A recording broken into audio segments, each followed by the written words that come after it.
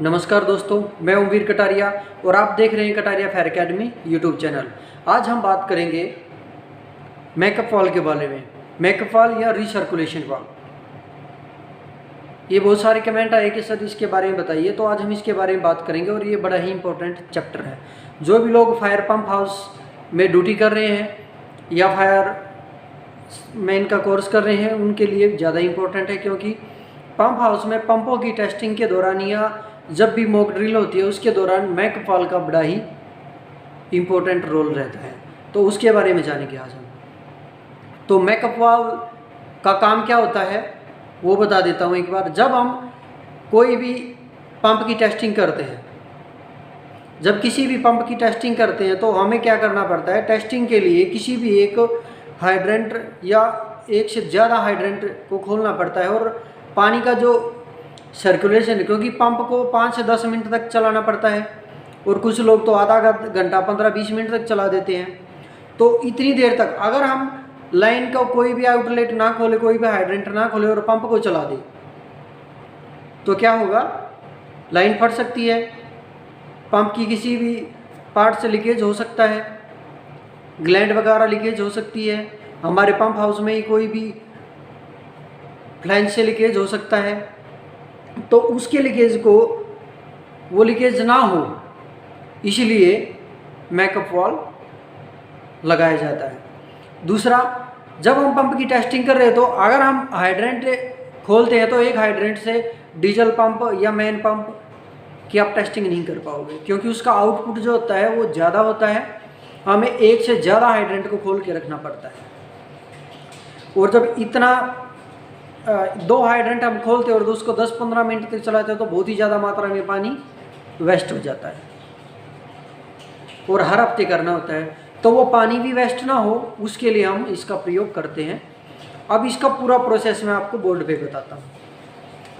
मान लिया ये हमारा वाटर टैंक है, ये हमारा वाटर टैंक है और ये यहाँ पे हमारा फायर पंप हाउस है। यहाँ पे 3 पंप लगे हैं, जो कि पंप मैन पंप या हाइड्रेंट पंप और डीजी पंप, मैंने शॉर्ट फॉर्म में लिखा है, जो कि पंप मैन पंप या हाइड्रेंट पंप, डीजी बोले तो डीजल जनरेटर पंप। ठीक है। अब इनका क्या होता है, यहाँ पे एक कॉमन हेडर होता है जिसको सक्शन हेडर बोलते हैं। इसका पानी यहाँ पे जाता है हेडर में, उसके बाद पंप उठाता है और पंप चलने के बाद क्या होता है, आप लोगों ने देखा होगा जो यहाँ से जो ये लाइन गई है ना, पंप के चलने के बाद जहाँ पे पानी हमारे पूरे नेटवर्क को, मान लिया पूरे कंपनी में जहाँ जहाँ तक भी लाइन फैली हुई है तो एक ही पंप हाउस से जाता है, सभी को पता है, और एक ही लाइन होती है, खाली उसमें से अलग अलग टैपिंग लेकर के अलग अलग यूनिट में भेजा जाता है। तो यहाँ पे क्या होता है, यहाँ से एक लाइन निकाली जाती है, एक अलग से लाइन निकाली जाती है और वो इतनी होती है कि मान लिया हमारा हाइड्रेंट, एक हाइड्रेंट 63 mm का होता है, तो इसको 63 mm बोले तो 2.5 इंच, वो तो ये जो लाइन है ये कम से कम 4 इंच की होगी, या आप ये मानो कि 2 हाइड्रेंट के बराबर। आप इसको 5 इंच की मान सकते हैं, वैसे 5 की होती नहीं, 4, 6, 8, 10, 12 इस तरह होती है, तो आप 4 इंच या 6 इंच मान सकते हो। ठीक है। तो यहाँ पे क्या होता है, अब यहाँ पे यूं करके इसकी टेपिंग निकाल करके डायरेक्टली यहाँ पे दोबारा ये फायर वाटर टैंक है जो स्टोरेज है उसी में डाल दिया और यहाँ पे लगा दिए कि वाल्व बोले तो चाहे वो गेट वाल्व है, बटरफ्लाई जो भी है। अब यहाँ पे वाल्व लगा दिया, इससे क्या होगा, इस वाल्व से जब भी आप पंप की, किसी भी पंप की टेस्टिंग कर रहे हो तो क्या होगा, अगर ये मान लीजिए ये वाल्व बंद है अभी, ठीक है, ये वाल्व बंद है, अब हम पंप की टेस्टिंग करते हैं तो उसका जो प्रेशर यहाँ से होकर के सीधा इधर हमारे नेटवर्क में जाएगा, जहाँ जहाँ पे हमारी फायर की लाइन फैली हुई है। तो उसका जो पंप का दबाव है, चाहे डीजल पंप है चाहे मेन पंप है, उसका दबाव लाइन पे पड़ रहा है और यहाँ पे आपने हाइड्रेंट खोल दिया, 2 हाइड्रेंट, अब पानी वेस्ट जा रहा है। ठीक है, तो हम क्या करेंगे, जब भी हमें पंप की टेस्टिंग करनी होती है तो ये जो वाल्व है इसको ओपन कर दो। इसके ओपन करने से क्या होगा, पहले आपको पंप चलाना पड़ेगा और तुरंत ये काम करना पड़ेगा, या फिर 2 आदमी लेने पड़ेंगे। एक आदमी तुरंत पंप चलाएगा और तुरंत वाल्व को खोल देगा। ठीक है, या फिर ऐसा हो सकता है आपने पंप चला दिया और जैसे लाइन पे प्रेशर बढ़ रहा है उसी हिसाब से आप ये सर्कुलेशन वाल्व को कम करते जा रहे हो, खोलते जा रहे हो और आपको लाइन में 7 kg प्रेशर मेंटेन करना है। तो लाइन में 7 kg प्रेशर मेंटेन रखो और इस लाइन को उतना ही, इस वाल्व को उतना ही टाइट करो। पानी का अब क्या होगा, इसको खोलने के बाद आप पंप की चाहे जितना मर्जी जितनी देर तक टेस्टिंग करो, पानी यहाँ से टैंक से पंप लेके यहाँ से भेज के इसको ऐसे ही रिसर्कुलेट करता रहेगा यूं। अब इससे क्या हुआ, आपका कोई भी हाइड्रेंट खोलने की जरूरत नहीं है और जब ये पंप यहाँ से पानी सर्कुलेट कर रहा है तो किसी भी लाइन पे दबाव नहीं पड़ रहा है, और जब लाइन के ऊपर दबाव नहीं पड़ रहा, प्रेशर नहीं बढ़ रहा है, तो ना तो कोई लीकेज होगा ना कोई लाइन फटेगी।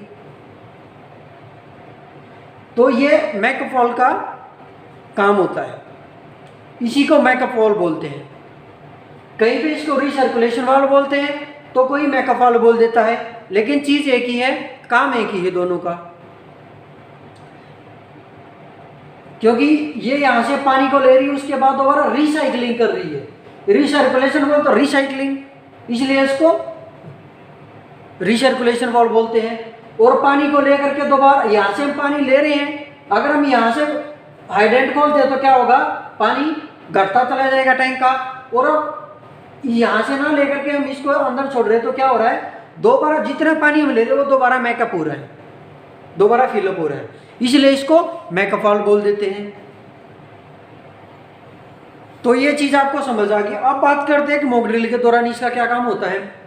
मॉक ड्रिल के दौरान क्या होता है, या फायर कोई भी फायर के दौरान आग लग जाती है तो हम हाइड्रेंट से पानी यूज करते हैं। हाइड्रेंट से पानी यूज करने से क्या होता है कि अब किसी भी टाइम मान लिया यहाँ पे हाइड्रेंट खोला हमने, ठीक है, पानी चल रहा है, अब यहाँ पे हमने जब ये खोला तो मेन पंप चल गया। मेन पंप चलने से क्या हुआ, प्रेशर बढ़ गया, अब यहाँ से पानी भी ले रहा है तो मेंटेन हो रहा है। किसी कारण से अगर वो हैंड कंट्रोल ब्रांच ला के फायर फाइटिंग कर रहे हैं या उसने हाइड्रेंट को कुछ देर के लिए बंद कर दिया तो क्या होगा, प्रेशर तो रुक गया, अब प्रेशर लाइन पे बढ़ना स्टार्ट हो जाएगा, उसका दबाव लाइन पे पड़ना स्टार्ट हो जाएगा। और लाइन पे पड़ने से क्या होगा, मेन पंप को मैनुअल ही बंद करना पड़ता है। चलता तो ऑटो में है लेकिन बंद मैनुअल ही करना पड़ता है, चाहे डीजल पंप है चाहे मेन पंप, खाली जो कि पंप ही ऑटो में बंद और चालू होता है। तो इस दौरान क्या करते हैं, अब बंदा बार बार में तो भाग भाग के पंप नहीं चलाएगा, तो एक बार पंप चला के छोड़ दिया, ऑटो में जैसे ही चला तो अब वो मैकअप वाल्व पे आ गया। मैकअप वाल्व पे आकर के वो प्रेशर को वॉच करता रहेगा, प्रेशर गेज। इसके पास में प्रेशर गेज लगना जरूरी होता है, इंपॉर्टेंट होता है, क्योंकि ये पंप हाउस के बाहर होती है, आउटसाइड। इनसाइड इसकी टेपिंग होती ही नहीं है, बहुत कम चांस होते हैं, 1% कोई लगाता ही नहीं है। ठीक है, तो यहाँ पे प्रेशर गेज होना जरूरी है ताकि जो फायरमैन ऑपरेट कर रहा है यहाँ से प्रेशर को वॉच करता रहे, टाइम टू टाइम नोटिस करता रहे, और यहाँ पे जैसे लाइन पे प्रेशर बढ़ता है तो मैकअप वाल्व को खोल देंगे, और जैसे प्रेशर कम हो रहा है उधर से हाइड्रेंट खुला तो प्रेशर लाइन पे कम होगा तो इसको टाइट कर देंगे, यहाँ का पानी उधर जाना स्टार्ट हो जाएगा। और जब लाइन पे प्रेशर बढ़ रहा है तो इसको खोल दो, वो पानी इसमें रिसर्कुलेट होता रहेगा, पंप चलता रहेगा, चाहे दोनों पंप चलते रहो, डीजल मैन, कोई इशू नहीं है। तो ये काम होता है मेन पंप मैकअप वाल्व का और रिसर्कुलेशन वाल्व का। दोनों मैकअप वाल्व और रिसर्कुलेशन वाल्व एक ही चीज होती है। तो ये है पूरा मैटर, बहुत ही कम इंडस्ट्रीज में और बहुत ही कम बिल्डिंग्स में ये देखने को मिलता है, और है भी, मैं ये नहीं बोलूँगा नहीं है, आजकल तो लगभग लगी गई है।